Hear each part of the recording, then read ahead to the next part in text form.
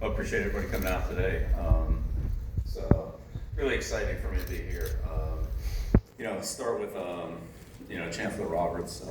He's made such a huge difference in the opportunity to come to North Carolina. Been very supportive. Has given us a great opportunity at a school that's already a great school with a great brand. And obviously, Bubba Cunningham, Steve Newmark, those guys have been great. Our alumni, Mike Lombardi and I we're into the double figures on the donor events and alumni events, things like that. And not just the sport's been overwhelmingly tremendous. Not only supportive, but engaged and, very excited. We want to match that excitement and put that on the field. So, Mike and I have worked together for a long time, going all the way back to the start of Cleveland. Mike in the general manager role, and myself in the coaching role.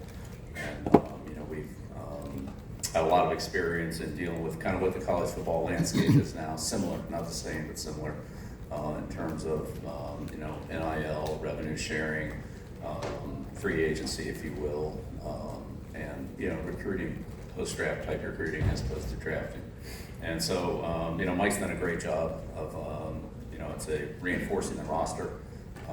We have a number of players here that have been here that we're, excited to work with.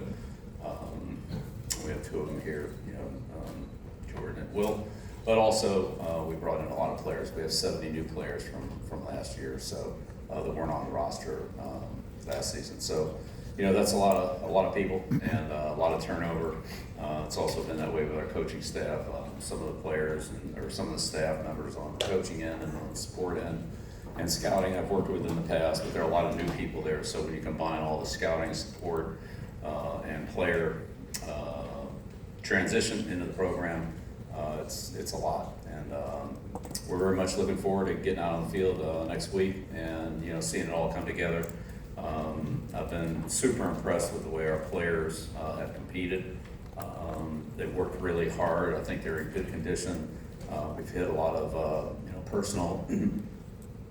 They've hit a lot of personal high marks in whether it be strength, speed, explosion, different measurements that we've taken through the course of the training, beginning through the end, and looking back on their career from previous training years. Like, these guys have really worked hard and they have a lot to show for it. And so we're almost at the point where we can get out there and start putting together the chemistry, the timing, the execution, the communication, that we need to have on the field. But Mike and his scouting staff have really, between the scouting on the freshmen or the incoming recruits, the 26th class, which is already looking like that'll be a pretty positive group, and two transfer portals. The roster is very competitive, and I look forward to seeing how all that plays out. And everybody's got a lot of focus, obviously, on the TCU opener, which is in our sights. But really, right now, the big thing for us is just stacking good training days, one on top of another, one at a time, and being ready to go not only for the opener but for the entire regular season and the ACC schedule. So. That's our outlook. Just put good days together, take advantage of every opportunity. Don't let any days go by where we don't continue to improve, get better, and get closer to becoming the most consistent and best football team we can be when we step out on the field, and that'll hopefully continue every week. We'll continue to improve as a team and all the way through the course of the season. So that's what we've always tried to do, and so that'll be our goals this year. Coach, thank you. We will take questions from the room as it has been in the past. Please identify yourselves and the agency that you are with, and we'll get to as many questions in 10 minutes before our student athletes as we can. And our first question will come first row, left side, coach, right in front. Dan Tortora, wakeupcalldt.com. Coach, coming to this specific institution and developing these players off the field, why it was right for you to come to North Carolina and develop these Tar Heels? Yeah, thanks, Dan. Developing players is really what coaching is, and that's what we do. We take great pride in that, myself and our staff. and players who want to be developed. So a Carolina player is a player who wants to be a good football player, who wants to work hard, who wants to make a commitment towards improving on a regular basis, both training and team execution on the field. And so when we get those players, we see a lot of improvement, a lot of development, and that's going back, whether it was at Cleveland, where Mike and I put together an offensive line where 4 of the 5 stars were free agents, or at New England where we had a number of low draft choices, or high draft choices, I should say, guys like Brady and Edelman, players like that, who turned out to be great players, as well as some of the other players, are higher picks that developed, like Gronkowski, and so forth. So development's a big part for us, and players that want to come in, work hard, be good players, learn and compete. Competition's what makes us all better. Again, the best competition for me, I learned the most from going against great offensive coaches like Andy Reid and Kyle Shanahan, Mike Shanahan, Joe Gibbs, and all those guys that I competed against. That's what made me great as a coach, or made me work the hardest as a coach, was to compete against those people. And so same thing for the players. Internal competition we have daily on the field will get us most ready for the competition that we'll face on Saturdays or whenever the games are. So thank you. Coach, right side, 5th row, hard to the right side. Hard right. Standing up now. Yes. Hey, Coach. Thomas Christopher of the League Winners. I have a 2-part roster building and general football question for you.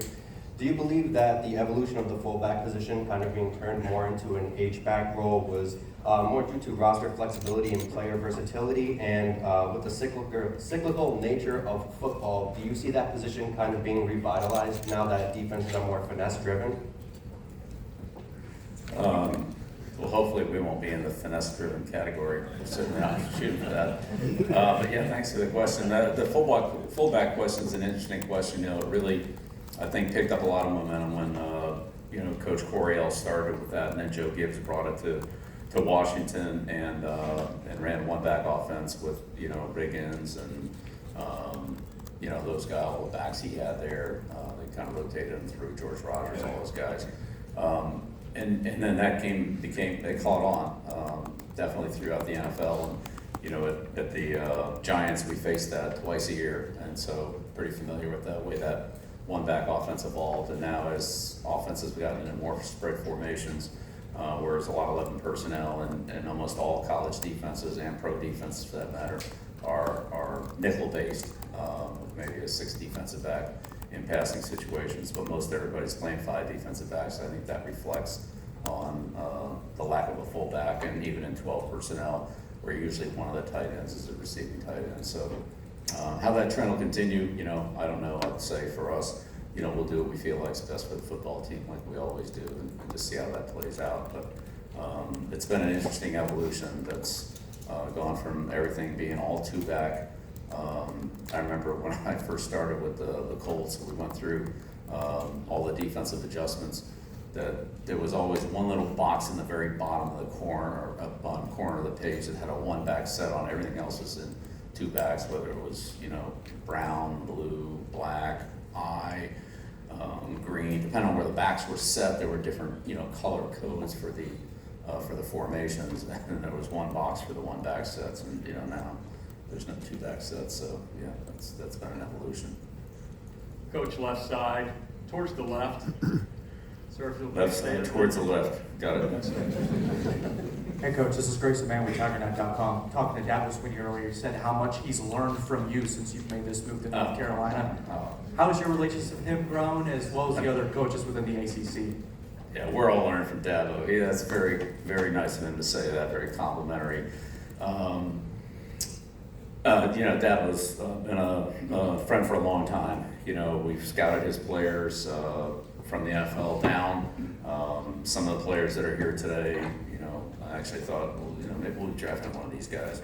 And now here we are going to be playing against them. So, but Dabo's been great. I have so much respect for him, Clemson program, what he's done, the way he runs it. It's high quality. Kids are high quality. He came up to New England, got probably the top player out of New England, in the last probably decade. Christian Wilkins out of Springfield, Suffield Academy, and I think that says a lot for the program that he runs, and what he's done for not only college football, but all the student athletes that he's coached there. They've gone on to represent him and the school very well. And, again, I have a ton of respect for Dabo and what he's done. Great opportunity to spend some time with him at the ACC coaches meetings, and it's always been really enjoyable guy to be around. I don't know if that'll be true on Saturday afternoon, probably not, but at least in these meetings it is. Yeah. Coach, right side, third row. Kenton Gibbs with Locked On ACC. Coach, one of the biggest differences between the pro game and college game is you're dealing with 18 to 23, 24-year-olds as opposed to full-grown men with families and whatnot. And with an off-season that's seen a little bit of controversy and all that type of stuff, how have you ushered them through blocking the noise and keeping the main thing? Yeah, well, I mean, the great thing about working with college players is just the growth and the development that we've seen, that I've seen with them. I saw a little bit of that last year when I was at Washington with Coach Fish and Steve out there, to see how much the players improved from the spring until the start of training camp. And this year, of course, we haven't started training camp yet, but through the course of the spring, the amount of improvement that our players made in those 15 days, most of which were in pads, is something that you never saw in the NFL because we never, could wear pads in the off season. And so, how much better the players got in their fundamentals, their footwork, their hand placement, leverage, tackling, and so forth. All the physicality things that come with different positions, whether that's press release, jams, and so forth. The improvement was tremendous. And so I'd say on the college end, you're right, the players are a little bit younger and less skilled. Sometimes that's an advantage. There are fewer bad habits to break.